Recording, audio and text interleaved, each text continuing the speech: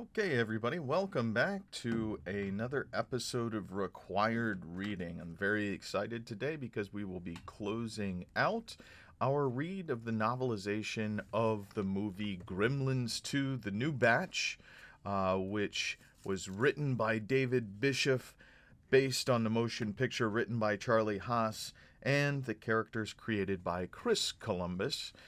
This week we are reading chapters 22, 23, and 24. So starting out, we've got chapter 22. Billy Peltzer came awake to the sound of whirring. It was an unpleasant, shrill whirring, the kind of whirring that reminded Billy of... No, it couldn't be.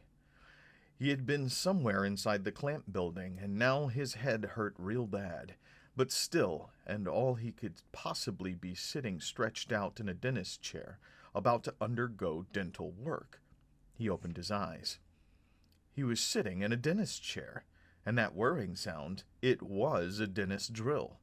And holding it was that goofy gremlin with the name Daffy stitched to his shirt. And the dentist drill was coming down towards him. "Billy!" cried a voice from across the room.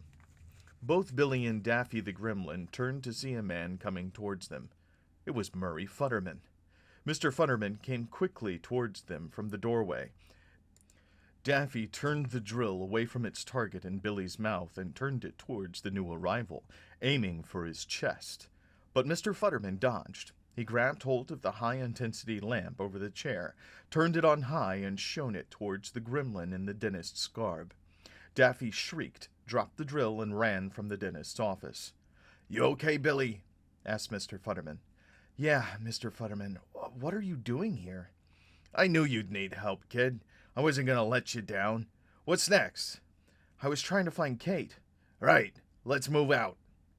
A little woozily, Billy Peltzer followed him, glad to have an ally in his search for Kate. Somehow, he had the definite feeling that Kate Barringer was in quite a bit of trouble. Kate Barringer walked down the dim corridor, calling out her fiancé's name. "Billy! Billy!" She had the feeling that her fiancé was in quite a bit of trouble. The halls of the clamp building in near darkness were absolutely creepy pathways to navigate. Thank God she had picked up a flashlight in one of the janitor's closets. She flashed it ahead of her through the musty shadows. Up ahead she heard a stirring. She stepped through a doorway and shone the cone of light about. She picked out a form, caught in some kind of gigantic web stretched from floor to ceiling, wall to wall. It was Marla Bloodstone, Billy's boss, and the woman who had planted that lipstick mark on his cheek. The struggling woman turned up her head. Her usually perfectly coiffed red hair was a total mess, and her smart business apparel was in absolute shreds. She looked like Tarzan's Jane in one of those old Johnny Weissmuller films. She looked up at the new arrival, and hope spread across her smeared makeup. "Oh, thank God you're here." Kate frowned and gave her a wronged female look that would crack a mirror at 20 paces. The air got muskier, and things bordered on catfight atmosphere. "I could just leave you there. It seems to be good for your attitude." Marla blinked, and one of her false eyelashes dropped off. "Look, about Billy. Nothing happened, really. I asked him to go out to dinner with me, but it was just business." Kate shook her head impatiently. "You don't expect me to believe that crock, do you, Marla? I know your type, sweetheart." She started to turn and leave. "No, don't go," said Marla desperately, totally stuck onto the web. "Wait, I'm going to be honest with you. It'll be a cathartic opening thing. It wasn't business. I tried to get something going with him, but I couldn't get to first base. Does that help?" Kate looked at her, and for the first time saw something like sincerity on her face. "It'll do." She reached into the purse slung across her shoulder and pulled out a Swiss Army knife. She started working on the web strands with the blade. Suddenly Marla, looking over her shoulder, saw something that made her scream. Kate spun around. There, standing in the middle of the doorway, blocking the doorway so that there was no hope of escaping, was a gremlin. Only it wasn't just a gremlin. Like an obscene centaur, its upper body was pure evil gremlin, and the rest of its body was pure hairy, creepy-crawly tarantula-type spider. Kate's scream joined Marla's in an unholy duet as the spider gremlin wobbled towards them, leering above its outrageously ugly and hairy body, radiating a predatory nimbleness and dexterity. Kate realized that the rumbling sound she was hearing was the awful thing's stomach. "Damn," she said. She went back to work on the last strand, binding Marla, cutting it off. "Come on," she ordered. "Run!" Marla did not have to be encouraged. She'd already kicked off her high heels and was sprinting right along with Kate. However, they were going much too fast to notice that the corridor into which they thought they were escaping was strung with more webs. They ran smack into the stuff. "Oh no!" screeched Marla. "Not again!" To make matters worse, Kate hit the sticky filament so hard that she dropped the Swiss Army knife, so there went the hope of cutting her way out. And the spider gremlin just kept on coming towards them, drool flowing from its mouth, its claws held up before it, ready and eager to pounce. Yes, it was definite nightmare stuff, the kind of moment usually reserved for 1950s horror movies. "Billy!" moaned Kate as the spider bore down upon them. It was the time for action, and Gizmo the Mogwai was just the guy for the job. With a determined scowl to his features, the Mogwai kicked open the vent and shouldered his way through. He jumped down to a display case where he had plenty of room to maneuver. Below him, the melodramatic tableau stretched out. Spider gremlin and women imprisoned in webs. Yes, time to kick some ass. He'd had it with these evil creatures. You could only be so good and so sweet for so long and take crap from everybody till you snap. Then you become a lean, mean action machine. Gizmo had known what he had to do. He'd known because he'd seen that Sylvester Stallone movie. What was it called? Oh yeah, Dumbo, right. What Gizmo had done was to find himself a nice black headband, and he'd tied it on good and tight. Then he'd gotten himself a bow, just like in the movie, only made out of a good strong paper clip and rubber bands. And for arrows? Why, safety matches, of course. Only now he didn't have a helicopter to blow out of the sky, just a very hairy and ugly spider gremlin. Yes, he could remember what the muscle man had said. He knew what to do.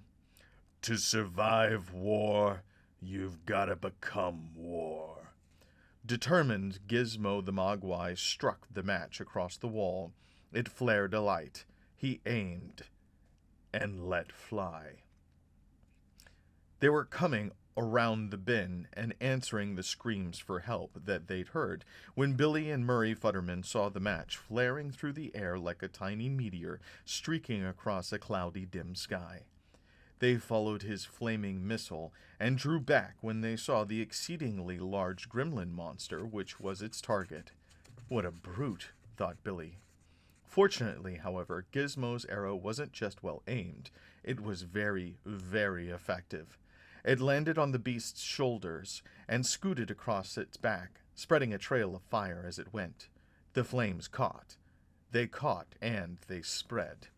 Within short moments, the stalking spider gremlin was a wailing, burning conflagration, twisting legs, writhing upwards like twigs in a bonfire. It smelled like burning insects. Scratch one gremlin, thought Billy. There were more important matters to deal with, though. He rushed to the aid of the woman. "Oh, Billy!" said Kate. "Oh, Billy!" said Marla. Kate gave Marla a warning look. "There's a Swiss Army knife on the floor." Billy scooped it up, and he cut the women free. Kate beat Marla into his arms. Murray Futterman was preoccupied with the creature on top of the display case. "What's that?" he wanted to know. "That's Gizmo, Mr. Futterman. He's on our side." "Okay, good enough for me." Murray Futterman, showing not a sign of fear, went up and gave Gizmo a hand down. Thanks, Gizmo," he said to the Mogwai. Gizmo nodded and gave a Sylvester Stallone nod, looking très cool, très tough. "Billy," said Kate, pointing at Gizmo and his new get-up. "What happened to him?" "I guess they pushed him too far." "Thank God you're okay," Billy said, looking at Kate with total love and total relief. "Well, I'm okay now." Marla was busy digging into the purse she had dropped. She pulled out 2 cigarettes, lit them both, and held them in separate hands, alternating. "Could someone please tell me what the hell is going on here?" "Well," said Billy, "Gizmo got wet, and then the Mogwais ate after midnight, and then some of the gremlins must have mutated because of the genetic material they ate at Splice of Life." Marla, squinting in the cigarette smoke, could only nod and say, "Oh." "And if these things get out of here now," Billy continued. "We'll stop 'em, Billy. I'll tell you something. Ever since these guys attacked us back in Kingston Falls, I've been scared it would happen again." His face was intense, but quite victorious. "But now that it's happened, I'm not scared." "How come?" Billy asked, honestly interested. This was a real breakthrough for Mr. Futterman. Murray Futterman shrugged. "Screwy, huh? But you know, Billy, the most important part of American is those last 4 letters. I can. Washington didn't give up. Lincoln didn't give up." "Please," said Kate. She looked like she was close to tears again. "What's wrong?" said Murray Futterman. "I'm sorry, it's Lincoln's birthday. Something terrible happened on Lincoln's birthday 1 year, and ever since then—" Oh no doubt this story was as bad as her Christmas story about her father, and that one was a Lulu. "I don't think we have time, Kate. Let's go." He grabbed her and hurried her along before she could do more of her story. As dear as she was to him, there was much more important things to do now than to listen to Kate Barringer's Lincoln's birthday story. Chapter 23. They were all ready, all the gremlins in the Clamp Center building, seeing that the hour was drawing close for their foray into the streets of New York, for 7 o'clock surely meant that everything was dark outside, right? Had gathered in one large bunch in the lobby. They were ready, all right. They were ready to party. And they were all there, converged in one clamorous, unglamorous troop, like a road show from hell. Look, there's George. Oh boy, there's Lenny, doofing around as usual. Daffy was doing his usually silly cut-ups. A lot of the other gremlins excitedly clutched tourist paraphernalia and guidebooks, yakking excitedly about what fun they'd have infesting the Empire State Building and trashing Grand Central Station. Finally, the last to enter, Mr. Glasses, sauntered on in, absolutely dressed to the nines. He wore a hat, which he took off and tossed into the crowd. He took off his snazzy sports coat, tossed it over his shoulder, and then twanged his bow tie. "Is everybody here?" said Mr. Glasses, taking a few dance steps, and then gesturing expansively to the crowd. The gremlins cheered their assent, eyes glowing with eager anticipation. "All right, then." He signaled his colleagues and companions to start singing. "Da da da da da da da da da da da da da," began the familiar background support. And then Mr. Glasses launched into the song made famous by that Italian singer from Hoboken, "New York, New York." All the gremlins swung into the song, dancing about, their varied costumes jingling and swaying as they blissed out like a Bubsby Berkeley chorus line from Mars. A little farther away, 2 human types were peeking out from the cover of trash cans with swinging lids. Casucci followed this new action with his camera, while Grandpa Fred spoke into the microphone like Edward R. Murrow doing World War II from a bunker. It seems incredible, but following their blood-curdling rampage of destruction, these creatures are now mounting what appears to be a production number. Up above on the mezzanine, Billy Peltzer, Kate Barringer, Gizmo, and Murray Futterman arrived just in time to view the start of these crazed musical proceedings. "Hey, these guys aren't bad," said Mr. Futterman. Billy, They're going to the doors, said Kate. They're headed out to New York. They'll be in the streets. Billy pointed to the dark solarized windows. It's not really night out there. Mr. Clamp just made it look that way. Don't worry. In a few seconds, Mr. Clamp's going to drop that cloth out there. The sunlight will come in and... There was a rumble of thunder. The darkness outside got darker. There was the sound of rain burst. Sunlight? Said Kate. Another thunderclap rocked the Clamp building. Outside, Daniel Clamp looked up at the clouds shutting down the big power plant in the sky.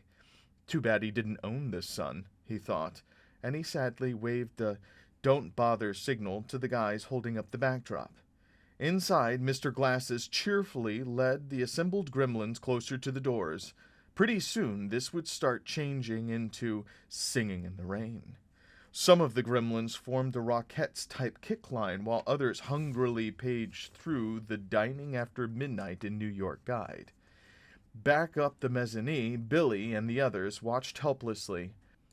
If those guys get out there in the rain, this town's going under for a third time, said Mr. Futterman. Billy, we've got to do something, said Kate. I know, said Billy. And then he had it. He knew what he had to do. He pointed to the coiled canvas fire hose and a case on the wall nearby. Mr. Futterman, get that hose. Aim it onto the lobby. Into the lobby? Are you nuts? Just do it, fast. Kate, get a box and put Gizmo in it. Get him dry. Billy turned to Marla, puffing away on yet more cigarettes. Marla? Yes? Marla, you smoke. Marla nodded. Yeah, she could do that. Down in the lobby, Mr. Glasses was still singing up a storm.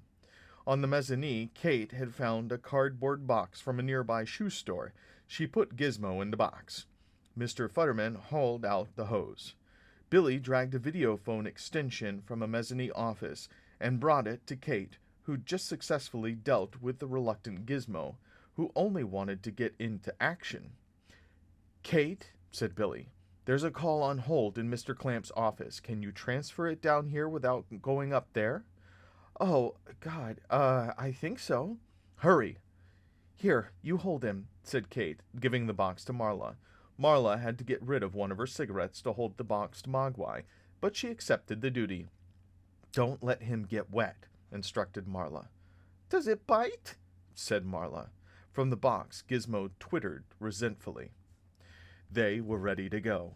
Billy just prayed that his plan would work, because if it didn't, he didn't want to contemplate what would happen to this city, let alone the whole country, the whole world. Down in the lobby, a group of gremlins spotted them and started climbing a modernistic sculpture to get them. Time, thought Billy Peltzer, was definitely running out. You know where to point the nozzle? He said to Mr. Futterman. Yeah, but I still don't understand. You'll see. I just hope this works, Billy. That's all I can say, Mr. Futterman said, pointing the hose towards the dancing, prancing gremlins in the lobby below.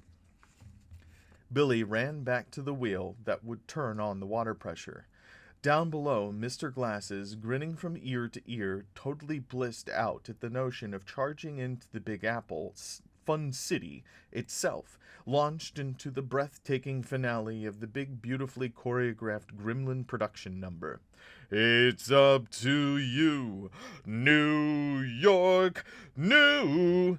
He reached out to pull open the door that would allow the gremlin crowd to spill out into the big city. Billy reached the wheel. At first it stuck. Come on, he spat. Come on! He put every ounce of strength into the effort. He spun it. He could feel the surge of water as it gushed out, filling up the canvas hose into a hard rod. The water pressure hit Murray Futterman like a ton of bricks, but the wiry little guy was determined. He stood fast, and he directed it down towards the gremlins climbing the sculpture. Sploosh! The spike of water gushed out fast and hard, washing over the gremlins on the statue like a liquid fist. It knocked them back into the crowd, and then the water began to spray out over them like a furious, maniacal water sprinkler. Following Billy's instructions, Mr. Futterman sprayed the stuff out evenly, making sure all of the gremlins got thoroughly drenched. And they did. It was like an artificial driving rain, and it got George, it got Lenny, it got all the progeny of Mohawk, and first and foremost it sprayed against Mr. Glasses, knocking the door closed and actually succeeding in shutting the guy up. Water! Gremlins turned with great big smiles to catch the spray. Water! This was the stuff that, after all, made more gremlins. Almost as soon as the things were touched with the stuff, their skins started to bubble. What a sight! Murray Futterman kept the water coming, doing just as Billy had instructed, making sure all the gremlins got a good drenching, but more importantly, making sure that there was a connective sheen of water on the lobby floor, a huge puddle connecting all the gremlins. Billy went up to the rail. Yes, it was going all right. The water was there. Give it a few seconds more, just to make sure. Already, however, he could see the little gremlins growing out of the bubbles. Smoke and glistening mucus and popping sounds and the smell of sulfur and unspeakable gremlin replication. No time to waste. Now to the next part of the program. He reached over to Kate, who was obeying her orders, furiously punching the video phone its keypad. Tap into the BPX. She was reciting like a litany, trying to remember the right way to do it. Back through the voicemail module, main switchboard, into the Ethernet, 5-digit code. That's it! Billy exclaimed. It was flashing onto the video phone screen in maddened and furious zapping electronic frenzy, the Electro Gremlin. It writhed in agony as the muzak played on and on. Mantavelli hell. It was trying to get itself off hold, and Billy Peltzer was going to help it. Billy grabbed the phone from Kate, lifted the receiver, and held it out over the mezzanine railing, over the smoggy, mucusy, and disgusting mess of gremlins giving birth to younglings, and then pushed the blinking hold button down. It was then, and only then, that Billy Peltzer witnessed true anarchy, true craziness, true hell in New York City. Chapter 24. Later, when Billy Peltzer told the story of Gremlins 2 the New Batch to his grandchildren, he would of course have to censor things a bit, because the scene that resulted from his unleashing of Electro Gremlin was grown-up X-rated, all-out, full-time ugly. Joyful to be let loose from its captivity, the Electro Gremlin naturally rushed out to join in the fun, to be with its buddies again. And look, his pals were covered in wonderful water, and they were just having one hell of a time, giving birth to lots of little gremlins. Of course, the Electro Gremlin wanted a piece of the action. It wanted to have babies, too. Babies were wonderful. And so the Electro Gremlin dived right into the water. Of course, as any physicist can tell you, and any victim of a hairdryer and a full bathtub might tell you as well if they'd survived, water conducts electricity better than Leonard Bernstein conducted the New York Philharmonic. The Electro Gremlin dived into that water, all zillions of watts and volts and amps and whatever of him zinging and zapping through the water and meeting the resistance of the molting gremlins. The poor Electro Gremlin shorted out big time, but not before that wonderful gremlin babies were toasted to golden black. And certainly not before the electricity ran through the adult gremlins like electron knives, slashing through the things at a subatomic level, simply disconnecting every cell in their bodies. The result was, in a word, a true spectacle. There is a famous story by Edgar Allan Poe entitled The Curious Case of M. Vladimir. In this gruesome tale, a diseased man is hypnotized so as to forestall death. When the man dies, he is still able to live and speak under the will of the hypnotist. However, once the hypnotic spell is broken, the man starts crumbling and melting and oozing pus and more noxious putrents. In the movie version, he is played by Vincent Price, and he just oozes all over Basil Rathbone, who'd been menacing his daughter. Imagine this, but times several hundred. They all screamed. For each of the gremlins, their bodies riddled with electricity began to spasm and tremble violently, and they began to rattle apart, slowly being reduced to their component protoplasm, glopping down messily and greenly into the already wet floor. Yuck. Get back, said Billy, pulling his friend back and pushing the fire hose away. Kate tripped back and then hugged Billy, holding him closely. Oh dear, this reminds me of the time— Shh, said Billy. Save it for later. He watched as the gremlins disintegrated. The last one to go down was Mr. Glasses, who was slowly dissolving into the frogs in a blender mess. When it was all over, when the dead gremlins had finished the floppings and dissolvings and were just janitor work, the doors of the Clamp building burst open, and Daniel Clamp himself burst in, leading what he clearly felt would be a last-ditch charge of a police SWAT team. He found nothing but a sea of goo, stretched out over the lobby. He waved the SWAT team over to stop. It's okay, guys. He looked out over the greenish-purple sludge, which was all that was left of the monsters that menaced his domain. Maybe we can use some of this stuff as landfill. Suddenly, he was confronted by Grandpa Fred in his Dracula costume and Kasuchi with his camera. Fred was speaking into his mic. We're here exclusively with— Clamp held his hands up, ordering the duo to stop. Excuse me there, pal. Who told you to go on my network with all this coverage today? Nobody, sir. It just seemed like news, and I— Right. I'm making you an anchor. 6 o'clock, weeknights. Fred Finley was overwhelmed. You're making me a news anchor? I want you to go down to Barney's, said Clam, and see about some different clothes, though. This costume of yours, this says to me, old world. Think about sweaters. Think about avuncular. Right, said Fred Finley. Congrats, said Katsuchi, holding out a hand. He shook Fred's hand quickly, and then they started backing out of the building together. Katsushi swung the mini camera back up and focused back onto his favorite reporter.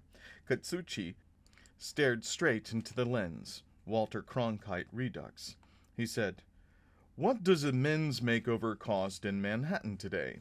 Join us as we investigate. Billy and his friends hurried down the mezzanine. Billy was still a little bit bothered by this gloppy mess here, but he felt pretty darn good anyway. Clamp saw them coming. He flashed a trademark smile. Bill, it looks like you bailed us out here. It wasn't just me, sir. Everybody helped. Marla here, and— Clamp looked at Marla, and it was though it was for the very first time. Marla, you work for me, don't you?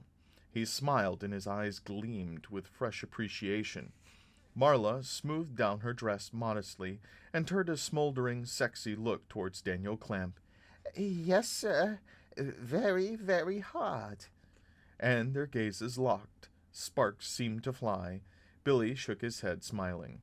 Poor Mr. Clamp. Marla's hooks were in him, and dollars to donuts, the only agreement between them, prenuptially speaking, would be the color of the wedding gown. Another wave of people passed through the doors of the Clamp building, reporters mostly, plus Sheila Futterman, all gaga with worry over her poor dear hubby. Murray! She cried. What happened? Murray Futterman embraced his wife with a manly, happy enthusiasm. They tried it again, Sheila, but we were ready for 'em. He turned back to Billy and Kate, a big grin on his face. We're going home, guys. See ya. Oh, Mary, said Sheila Futterman. You're so brave, so wonderful. I can't wait till we get back home. Neither can I, hon. The happy couple waved bye-bye and took off. What happened here? A reporter demanded. Oh, it was a complete nightmare disaster, Marla responded. We had to stop work on completely. She batted her eyes at Daniel Clamp. Clamp smiled back significantly. I'm sorry about the building, sir, said Billy Peltzer. I'm not, said Clamp, barely able to keep his eyes off Marla. Kate said, You're not? For one thing, said Clamp, we're insured for the damage. For another, maybe it wasn't for people anyway. It was a place for things. You make a place for things. He looked around at the cold angles, the stainless steel of the arboretum, The chrome of the bar, the wall-to-wall linoleum and tile with its great big green boo-boo still gloppily spreading. You make a place for things. Things come. Well, you kept the city safe, said Billy. That's right. That's a good point. The sacrifice. You know, this could be good in my next book. I should be taking notes. You have any paper? Let me see. He rummaged in his trouser pocket and came up with a paper and a pencil.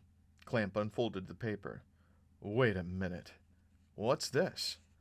Billy suddenly remembered what the paper was. It was the drawing he was working on, the drawing of Main Street, Kingston Falls. That's Kingston Falls, said Kate. Clamp struck the corner of the thing with the back of his hand, and a great big grin coming to his face. This is what I'm looking for. Billy blinked. You want to move there? I want to build it. My new project over in Jersey. This is terrific. This is what people want now. The traditional community thing. Quiet little towns back to the earth. He indicated the drawing. Is this your concept? Well, it's our hometown, said Kate. That's even better. I love it. It's... Wait. Clamp Corners. Clamp traced an imaginary banner across the sky. Where life slows down to a crawl. What do you think? It's terrific, said Kate. This is the kind of thing people need, not talking elevators, just... Bill, you sell me this design and we'll build the biggest, most sensational, quiet little town you've ever seen. What you want, of course, is for Billy to design the whole town, snapped Kate. We can come to a deal, believe me. Are you Mrs. Peltzer? Clamp inquired. Kate smiled and leaned against Billy's arm. I'm going to be, yeah. He squeezed Kate tighter, and little Gizmo, giving up the Rambo mode, became cuddly with Gizmo the Mogwai again, glowing with softness and furry love. Clamp looked down at Gizmo. He seemed moved. It's funny. I look at him, and you know what I see? Kate said, what? I see dolls with suction cups looking out of cars. I see a big balloon in the Macy's Day Parade. Has anyone talked to you about merchandising? Billy shook his head, bewildered. To me? No. There's definitely something there. Maybe lose the headband. Suddenly, Gizmo was back in his macho mode again. He twitched a definite, no way, bud. He likes the headband, explained Billy. It's flexible, Bill. Gizmo felt free to relax and cuddle some more. Excuse me, said Clamp. He stepped over, straightening his tie. There were more reporters to talk to. He left Billy and Kate and Gizmo to do just that. Gizmo gibbered a cluster of indecipherable Mogwai words at Billy. Billy got the message. Okay, he said to the little guy. You understand him? Asked Kate. Billy blinked and then smiled. Yes. He did understand the little fellow. Maybe that's what Mr. Wing had been talking about. Maybe this meant that he was growing up. Well, said Kate impatiently, what did he say? He said he wants to go home. Where's home? Gizmo twittered again, and then this time there could be no question about what he was saying. Billy smiled warmly at the love of his life, his very own sweet fiancée, Kate Barringer. Our place. Kate's eyes, warm already, simply melted. Billy pulled her close to him, and together they went outside, carrying Gizmo in his box along with him. Marla was loving this. First, Mr. Clamp heavily noticing her, and now she was getting to actually talk to reporters. She posed for them in her chic shredded office suit, showing her pearly whites for their flashing cameras. And then, she explained, some of the Mogwais apparently ate after midnight, and whatever that happens... Meanwhile, Clamp himself was still dealing with the reporters in his usual cool, controlled manner. Yes, and then my superb employee, Bill Peltzer, had a brilliant conceptual extrapolation, and he... Clamp was interrupted by his assistant, carrying a cellular phone over to him. It's for you, sir, from in the building? In the building? Daniel Clamp took the phone. Who could still be in the building? Who could have survived? Whoever it was must have gone through absolute hell. He took the phone. Hello? Pause. And then the voice came to him, and his eyebrows shot up with surprise. Foster! What are you... Okay. We'll get you out of there. Which floor? Wow, way up there. No, it'll take a while. The elevators are out and the lobby is... Well, I don't know. Not too long. We'll do what we can, Forrester. Just keep your pants on. He smiled at the reporters. Looks as though we have another employee in a bit of a jam. Frank Forrester had met his Waterloo. He'd managed to escape to a conference room all the way near the top of the building, but she followed him, the gremlin in the dress. What a hunk, she was saying as she closed in on him.